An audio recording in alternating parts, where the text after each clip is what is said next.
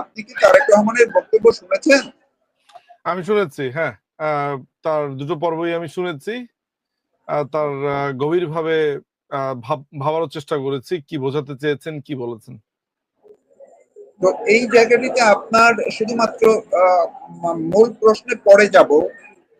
তাকে যে বিবিসি বাংলার প্রশ্নকর্তা যেভাবে প্রধানমন্ত্রী বানানোর একটি টোন আমরা শুনলাম, এখন আপনি কি মনে করছেন যে তারেক রহমান আসলে প্রধানমন্ত্রী হয়ে যাচ্ছেন?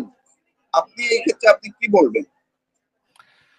প্রথমত হলো যে বিবিসির সাংবাদিকদের কথাই ধরি না কেন, বিবিসির সাংবাদিকতা তো খুবই প্রশ্নবিদ্ধ। আপনি জানেন যে আকবর হোসেন নামে যে ছেলেটি বিবিসি সাংবাদিকতা করতো এত বছর ধরে বিবিসি বাংলার, সে এখন এনসিপির একজন অত্যন্ত সহযোগী হয়েছে। এই অবৈধ সরকারের অত্যন্ত গোলাম বা মশহুর গোলাম হিসেবে সে আবির্ভূত হয়েছে।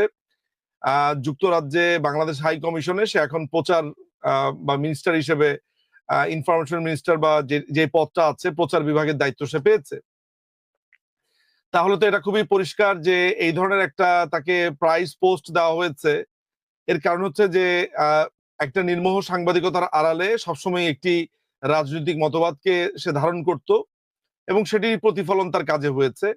একইভাবে যেই ছেলেটি প্রশ্ন করেছে তারেক রহমানকে, তার প্রশ্ন, তার আনুগত্য, তার প্রশ্নের সময় তার একেবারে গদগদ হয়ে ঝুলে যাওয়া, এগুলো নিশ্চয়ই দেখে আমাদের বোঝার কোনো আমাদের কষ্ট হওয়ার কথা না যে এও একটি রাজনৈতিক দল বা রাজনৈতিক চিন্তাকে ধারণ করে এগিয়েছে। রাজনৈতিক চিন্তা ধারণ করা অন্যায় না, যে কোনো মানুষেরই রাজনৈতিক চিন্তা থাকবে, এটা নিয়েও সমালোচনার কিছু নাই। কিন্তু এটি যখন তার প্রফেশনাল কাজের জায়গায় চলে আসবে সেটি মুশকিল, নাম্বার ওয়ান। নাম্বার টু, যেটা মূল প্রশ্ন, সেটা হচ্ছে যে তারেক রহমানকে যে প্রশ্ন করা হয়েছে বা যে জায়গাতে করা হয়েছে, দেখেন, আমি যে আশাটা করেছিলাম, আমার এই আশাটার পেছনে একটা কারণও আছে যে একটা দীর্ঘ সময়, 17 বছর, মানে একটা লম্বা সময় একটা মানুষ দেশের বাইরে আছেন। আমার ধারণা ছিল যে তারেক রহমান ওয়েস্টমিনিস্টার পার্লামেন্ট দেখেছেন, ব্রিটেনের রাজনীতি দেখেছেন, ইউকের জনসাধারণের জীবন দেখেছেন, সামাজিকতা দেখেছেন, এখানকার শিক্ষানীতি, এখানকার স্বাস্থ্যনীতি, এখানকার জীবন যাপন, কালচার, সমস্ত কিছু 17 বছরে আত্মস্থ করা বা আত্মস্থ করেছেন। এরকম ভাবনাটাই স্বাভাবিক একটা ব্যাপার। 17 বছর ইজ এ লং টাইম, আমি মনে করি।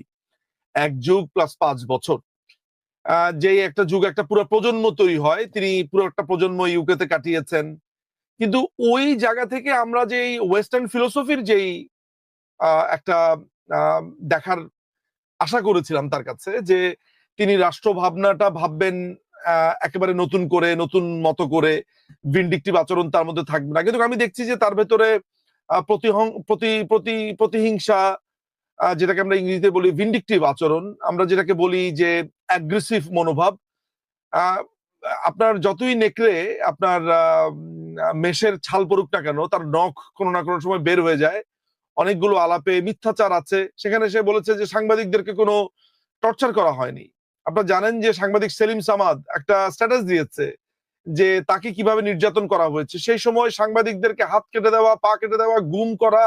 আমার কাছে যেসব বইপত্র এই মুহূর্তে আছে, আপনি প্যান্ডোরার বাক্স খুললে তো ওই প্রোগ্রাম শেষ হয়ে যাবে। আমার কাছে তার দুর্নীতির যেসব গ্রেনেড অ্যাটাকের কথা বলা হয়নি, তত্ত্বাবধায়ক সরকার কিভাবে নস্যাৎ করেছে সেটি সে বলেনি।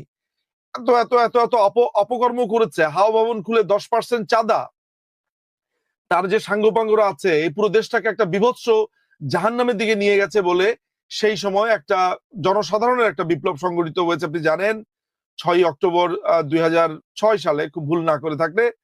ফলে তারেক রহমানের এগুলো নিয়ে কোনো ধরনের আলাপ দেখলাম না। সেগুলোর ব্যাপারে তিনি কি দুঃখিত? তিনি কি লজ্জিত? তারপরে এত বছর ধরে তিনি ইংল্যান্ডে থাকেন, তিনি আসলে তিনি দৃশ্যত কি চাকুরি করেছেন, তার জীবনযাপন তিনি কিভাবে করেছেন? আমার জানা মতে তিনি তো লয়ারও না, তিনি প্রকৌশলী না, তিনি ডাক্তার না, ইঞ্জিনিয়ার না, তিনি কি করেছেন? এই যে লাক্সারিয়াস তার জীবনযাপন, এত কিছু, এগুলোর উৎস সম্পর্ক আমরা কিন্তু, আমাদের কাছে সমস্ত কিছু অজানা। স্বাভাবিকভাবেই এগুলো প্রশ্ন ওঠে এবং আমার মনে হয় যে যেই সব কারণে তারেক রহমানের বিরুদ্ধে প্রশ্ন উঠেছিল, 10% তার দুর্নীতি, হাওয়া ভবন ঘিরে একটা মাস্তানির সাম্রাজ্য গড়া, মিথ্যাচার, বাংলাদেশকে একটা ভয়ঙ্কর জায়গাতে নিয়ে যাওয়া, পয়েন্টস অফ নো রিটার্ন, বাংলাদেশের একটি প্রতিপক্ষ দলকে, বাংলাদেশ আওয়ামী লীগকে গ্রেনেড মেরে নিঃশেষ করা, এগুলোর উত্তর তো আমরা পাইনি, এগুলোর ব্যাপারে আমরা জানিও না। ফলে তারেক রহমানের ব্যাপারে আশাবাদী হওয়ার কোনো কারণ দেখি না, এবং বর্তমানেও তারেক রহমানের মধ্যে আমি কোনো প্রজ্ঞা লক্ষ্য করিনি। যা দেখেছি সেটি প্রতিহিংসা, প্রতিশোধ পরায়ণ, এটা চোখে মুখে। তো আপনার কাছে কি কোনো মনে হয় যে এই বিবিসি অন্ততপক্ষে 21শে আগস্ট নিয়ে কেন কোনো প্রশ্ন করেনি? এটি কি করা উচিত ছিল? আপনার কাছে কি মনে হয়? ডেফিনেটলি তার 21শে আগস্ট তার বিরুদ্ধে যে তিনটি প্রশ্ন তাকে প্রাইম করা উচিত, একটি হচ্ছে হাওয়া ভবনের 10% তার বিরুদ্ধে অভিযোগ আছে, সেই ব্যাপারে তিনি কিছু বলবেন কিনা, এই অভিযোগটুকু তিনি খণ্ডাবেন। 21শে আগস্টের গ্রেনেড হামলার ব্যাপারে তাকে প্রশ্ন করা উচিত ছিল। তার বিরুদ্ধে চার্জ জানা, মামলা, রায় হওয়া, পরবর্তী সময় 10টা অস্ত্র মামলা, এটাও তার বিরুদ্ধে এই প্রশ্নটা করা উচিত ছিল। একই সাথে তার করা উচিত ছিল আপনার তত্ত্বাবধায়ক সরকার যে নস্যাৎ করেছে, তিনটি নয়, এই 4টি প্রশ্ন তার দিকে করা উচিত ছিল। একটি হচ্ছে 10%, একটি হচ্ছে তত্ত্বাবধায়ক সরকারকে নস্যাৎ করা, গ্রেনেড হামলা এবং 10টা অস্ত্র মামলা। সো এবং একই সাথে হাওয়া ভবনের প্রসঙ্গটাও সেখানে প্রাসঙ্গিকভাবে আনা উচিত ছিল।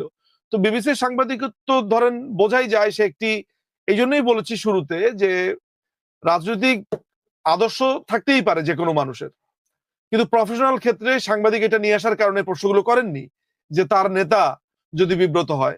আমার তো মনে হয়েছে এই লোকটি একটি বিএনপি সমর্থক, এবং তার নেতা যদি বিব্রত হয়, পরবর্তী সময় তার যদি চাকুরিতে সমস্যা হয়, দেশের সুযোগ সুবিধা পেতে তার প্রবলেম হয়। এবং আপনাকে এটাও জানিয়ে রাখা ভালো, এই পুরো সাক্ষাৎকারটি কিন্তু আপনার অ্যারেঞ্জ করেছে হচ্ছে শহীদুল আলম, এবং শহীদুল আলমের যে এই যে ফ্লোটিলাতে যে গিয়েছে, এই যে পুরো খরচ, এই খরচ বহন করেছে তারেক রহমানের তত্ত্বাবধানে। এটা আমাদের কাছে এই টিপসটা আছে, এই তথ্যটা আমাদের কাছে আছে।